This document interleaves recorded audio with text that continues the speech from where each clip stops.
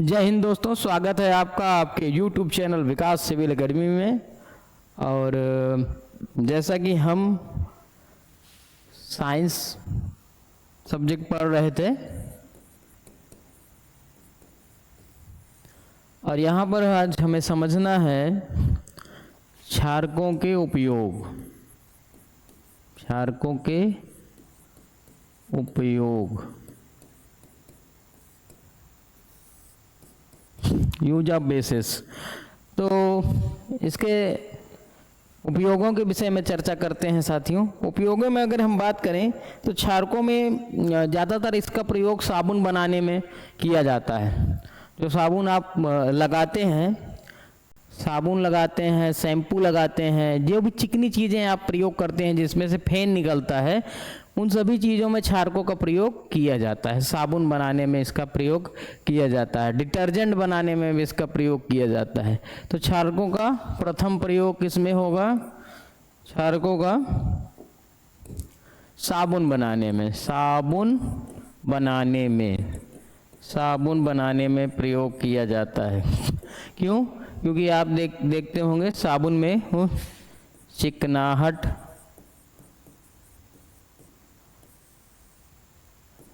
और उसमें जो जब आप साबुन लगाते हैं तो जो फेन वगैरह आता है, इसके लिए जो है। दूसरा प्रयोग अगर हम क्षारकों के संबंध में अगर देखें तो ज़्यादातर इसका प्रयोग होता है रेयान को बनाने में। रेयान, रेयान बनाने में, रेयान बनाने में, रेयान बनाने में, रेयान बनाने में भी प्रयोग होता है, साबुन बनाने में भी प्रयोग होता है, ठीक है। और कारखानों में भी इसका प्रयोग होता है।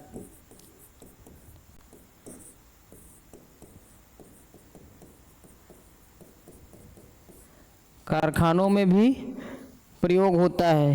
फिर उसके बाद कागज उद्योग में ज़्यादातर प्रयोग होता है। कागज की लुगदी बनाने में प्रयोग होता है। कागज उद्योग में कागज की लुगदी बनाने में प्रयोग होता है, बनाने में प्रयोग।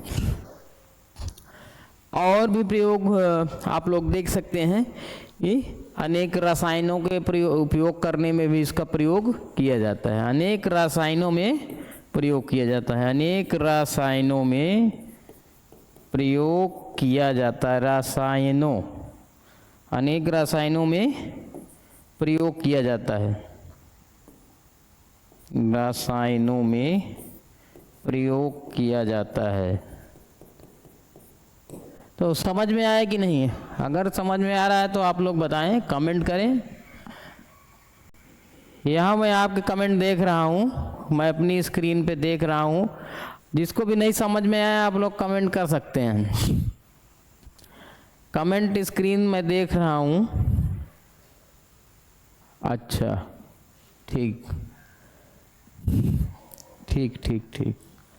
तो इतना अगर आपको समझ में आया है, उसके बाद हम लोग आगे चलते हैं। आगे अगर हम देखते हैं तो कैल्शियम हाइड्रोक्साइड का उपयोग, कैल्शियम हाइड्रोक्साइड का उपयोग। कैल्शियम हाइड्रोक्साइड क्या होता है? कैल्शियम हाइड्रोक्साइड का उपयोग, हाइड्रोक्साइड का उपयोग।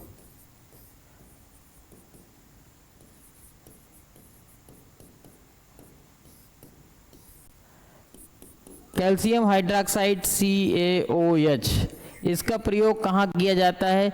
इसका प्रयोग ऐसी जगहों पर किया जाता है जहाँ पर जैसे मान लीजिए कैल्शियम का प्रयोग होता है, जैसे मान लीजिए जहाँ चूना पत्थर इत्यादि का प्रयोग होता है, वहाँ पर इसका प्रयोग किया जाता है। तो चूना पत्थर का प्रयोग कहाँ किया जाता है? खास तौर पर सफ़ेदी करने में। कहाँ? सफ़ेदी करने में, सफ़ेदी करने में प्रयोग किया जाता है। अब किसकी सफ़ेदी करने में? दीवारों की सफ़ेदी करने में। दीवारों की सफ़ेदी करने में आप देखते होंगे ऐसे जो घर होते होंगे तो घरों में ऊपर सफ़ेदी की हुई होती है, छत पर सफ़ेदी होती है। ये जो सफ़ेद या वाइट सीमेंट जो होता है ये सब कैल्शियम ऑक्साइड, ये जो COOH है सब इसी का प्रयोग है, कैल्शियम हाइड्रोक्साइड का उपयोग है, जिसमें आप सफ़ेदी को ले सकते हैं। पहले क्या होता था, बहुत बड़े बड़े ढेले इत्यादि मार्केट में मिलते थे, बड़े बड़े जो है ढेले मिल जाते थे, छूही वगैरह मिल जाती थी, उससे सफ़ेदी होती थी। फिर धीरे धीरे सीमेंट आई, फिर वाइट सीमेंट आई, फिर धीरे धीरे जो है सफ़ेदी का उपयोग बढ़ता गया। तो ज़्यादातर मजबूत करने के लिए जो है सफ़ेदी मजबूत करने पर फोकस किया गया, साइंटिस्ट द्वारा सफ़ेदी को कितना ज़्यादा मजबूत किया जाए। क्यों? क्योंकि जो छूही होती थी बहुत जल्दी से छूट जाया करती थी, दीवारों से बहुत आसानी से छूटती थी, लेकिन ये नहीं छूटती। उसके बाद ब्लीचिंग पाउडर बनाने में, ब्लीचिंग पाउडर बनाने में ब्लीचिंग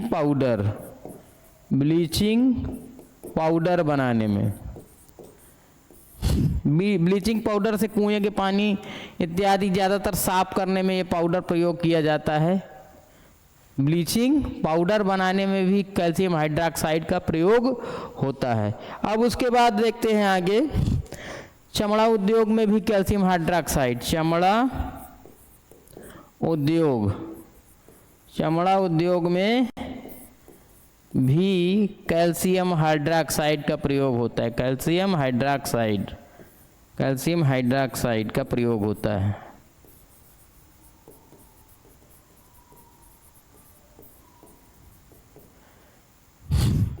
ठीक है, तो इतने सारे प्रयोग हम लोग देख चुके हैं।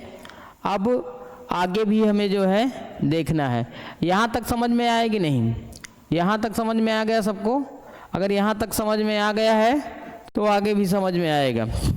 तो देखिए, क्षारकों के उपयोग हम लोग पढ़ रहे थे, क्षारकों के उपयोग। इसमें जो है सोडियम हाइड्रोक्साइड का उपयोग, सोडियम हाइड्रोक्साइड का उपयोग पढ़ा, फिर कैल्शियम हाइड्रोक्साइड का प्रयोग हमने पढ़ा।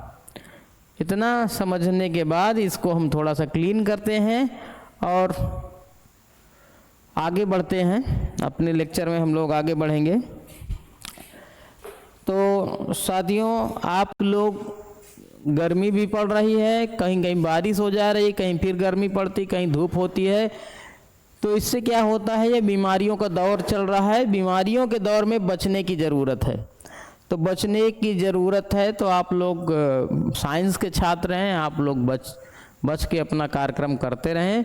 अगला हम देखते हैं कि जो है हमारा है अमोनियम हाइड्रोक्साइड का उपयोग।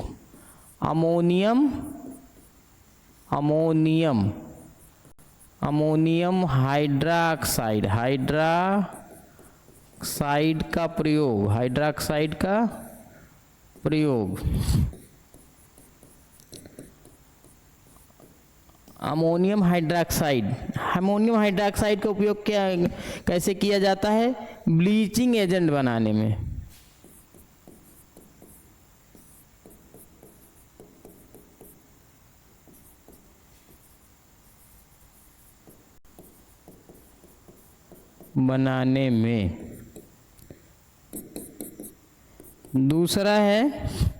दूसरा देखते हैं अमोनियम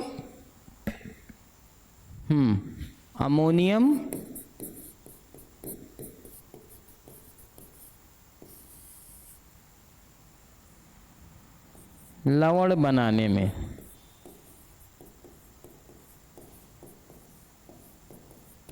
ये दो प्रयोग हो गए अमोनियम हाइड्रोक्साइड के।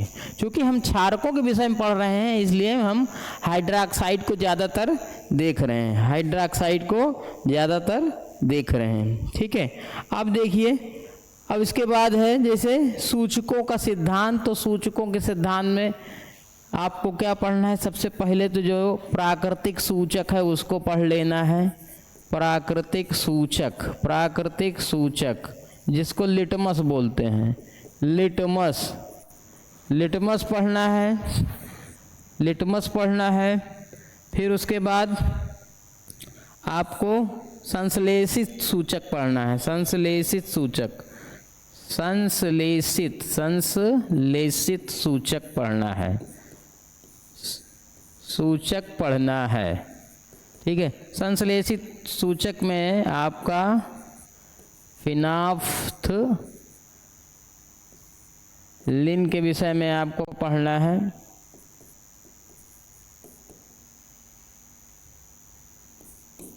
ठीक है, ये भी एक संश्लेषित सूचक होता है। और दूसरा जो सूचक होता है वो हमारा जो होता है वो लिटमस वाला नेचुरल होता है। लिटमस वाला जो है नेचुरल होता है। संश्लेषित में ये आपका फिनाफ्थलीन होता है। इसको आप लोग देखते रहिए, संश्लेषित सूचक। फिर उसके बाद क्या है, अगर हम एक और होता है जिसका नाम है मेथिल ऑरेंज। मेथिल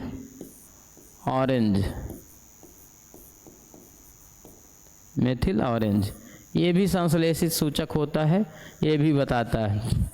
लेकिन सबसे सही मैं अपने हिसाब से अगर बताऊं, मेरे हिसाब से जो लिटमस है वो ठीक है। वो सीधे सीधे क्या करता है, नीले को लाल में परिवर्तित कर देता है। नीले को लाल में, नीले को लाल में, ठीक है, नीला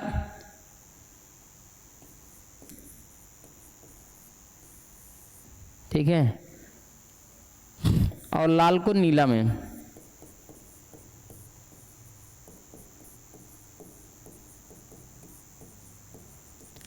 ये जो हमारा होता है आपका लिटमस जो होता है, लिटमस जो पेपर होता है, लिटमस पेपर नीले रंग का होता है, खास तौर पर नीले रंग का। कुछ लोग बताते हैं कि नहीं, लिटमस पेपर लाल रंग का होता है। लिटमस लाल रंग का नहीं होता है, ये पैदाइशी लिटमस जो है होता है नीले रंग का होता है। अब इसमें क्या किया जाता है, जैसे ही लिटमस में एसिड मिक्स किया जाता है, ठीक है, तो मान लीजिए नीले रंग का ये हमारा ये नीले रंग का लिटमस है, एक पेपर है, ठीक है, ये पेपर है। अब इस पेपर में क्या करेंगे, जैसे ही हम कोई एसिड मिलाते हैं, ठीक है, जब एसिड मान लीजिए हम एसिड मिलाएंगे तो ये जो नीला है, एसिड डालेंगे, जब यहाँ एसिड डालेंगे ऐसे तो नीला धीरे धीरे क्या होगा, लाल होने लगेगा।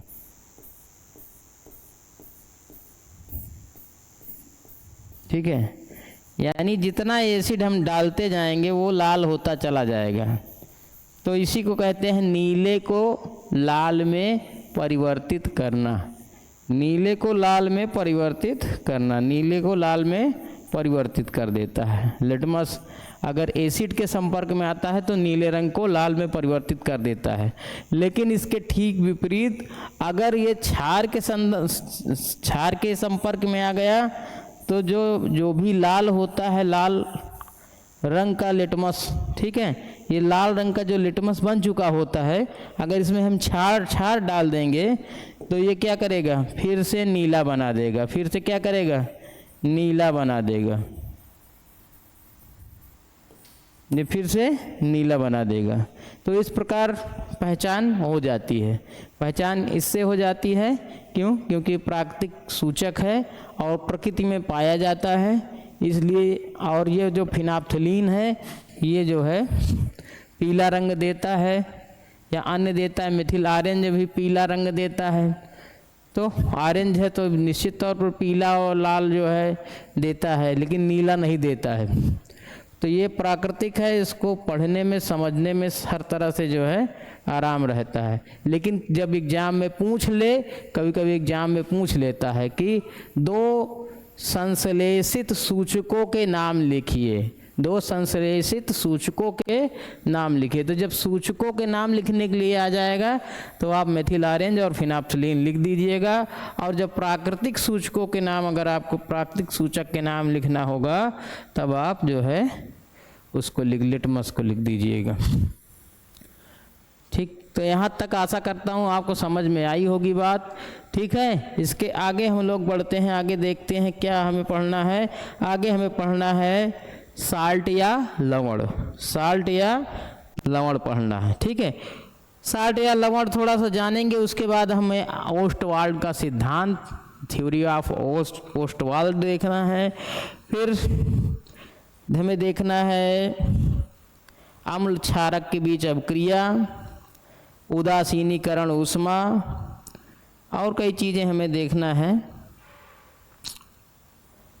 हाँ, तो साथियों हम साइंस में जो है इस समय केमिस्ट्री पढ़ रहे हैं, और केमिस्ट्री में एसिड बेस और जो हमारा साल्ट है उस चैप्टर पे हम लोग अभी हैं।